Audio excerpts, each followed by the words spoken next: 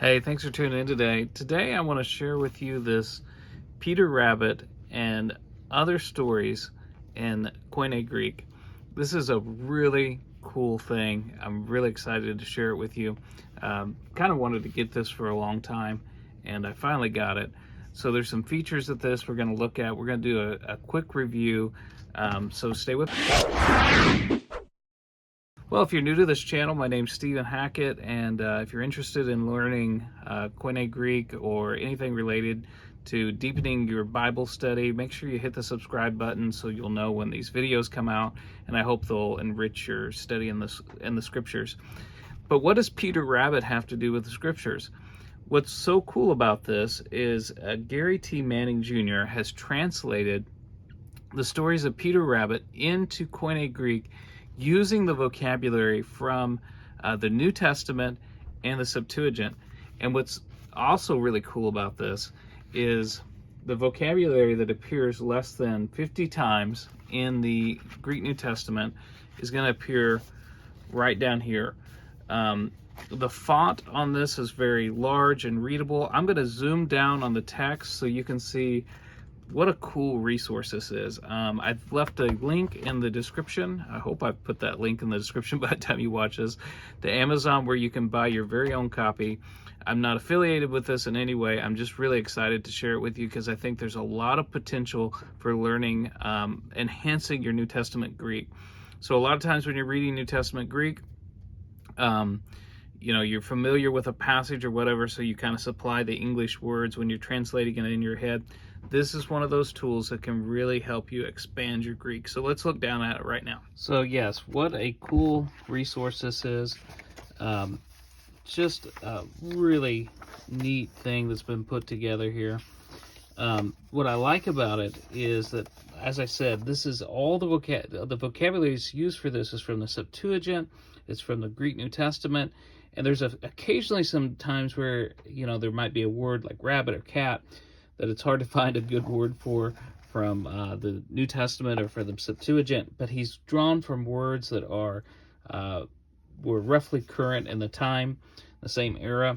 So that is really cool. So all the vocabulary that you'll be learning here is useful and going to be either found in the Septuagint, the Greek New Testament, and in rare occasions, sometimes some vocabulary outside of that.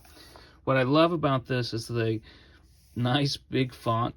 So you could use this to read to your kids.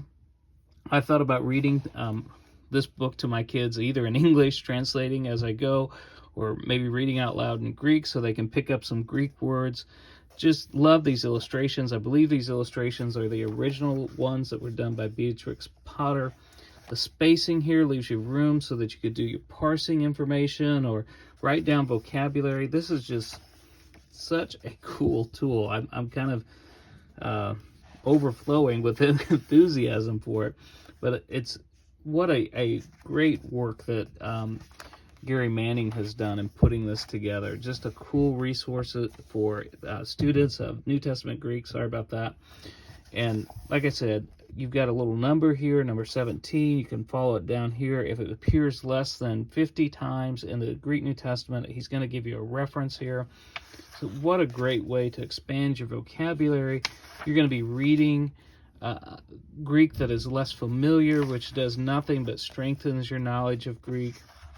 And of course, this is sort of made-up Greek, right? I mean, this isn't something you're not going to find Beatrix Potter in the papyri in ancient Egypt. But I've started reading this. I haven't read it all the way through yet, but what I've started reading of it is pretty easy Greek to read, and just a great way to deepen your knowledge of the biblical language. What I like also about it is here in the back, you have a footnoted vocabulary. That is the stuff that's in the footnotes, the vocabulary that's in the footnotes. You can find it right here. You could learn these words before you start even reading if you wanted to, so that you're gonna, you know, just be able to read seamlessly. There's also the English. You know, so if you get stuck over a translation, you can flip back to the back. What a very neat thing. It's a thin volume. It measures about 10 inches by 8 inches. It's part of a series, but I am so impressed by this, and I get nothing out of you buying this. Doesn't benefit me at all, but I am so excited. I can't recommend this I can't recommend this I can't recommend this anymore to you. Sorry, I'm distracted. I think I heard one of my children coming down the stairs. But so there you go. Hope you can pick yourself up a copy, and like I said, you can read it to your children, your grandchildren, and I think it'll be a blessing to you. So that's it for now. We'll see you on the next one.